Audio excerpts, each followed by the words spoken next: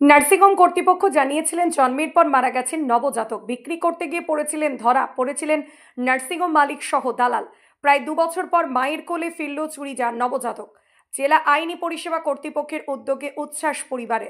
অবিশ্বাস্য হলেও সত্যি, প্রায় 2 বছর আগে মৃত বলে জানানো নবজাতক সন্তানকে অবশেষে ফিরে পেলেন এক মা।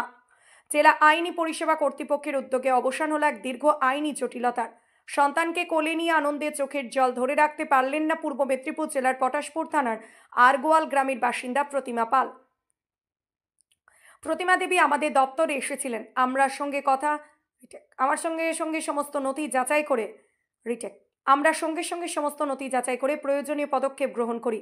আদালত ও প্রশাসনের সহায়তায় মাত্র 10 দিনের মধ্যেই আমরা শিশুটিকে তার মায়ের হাতে ফিরিয়ে দিতে সক্ষম হয়েছি। তারিখে আমি জনকল্যাণ নার্সিংহোমে ভর্তি হয়েছিলাম। সেখানে আমার ছেলের সন্তান হয়েছিল। নার্সিংহোমের মালিকরা বলেন যে আমার ছেলে মারা গেছে। আমাকে মৃত বলে বলেছে। তাই ম্যাম লোক আদালত থেকে ম্যাম আমাকে সাহায্য করেছে। 2 বছরের পর আমি আমার ছেলেকে আমার কাছে ফিরিয়ে দিয়েছি।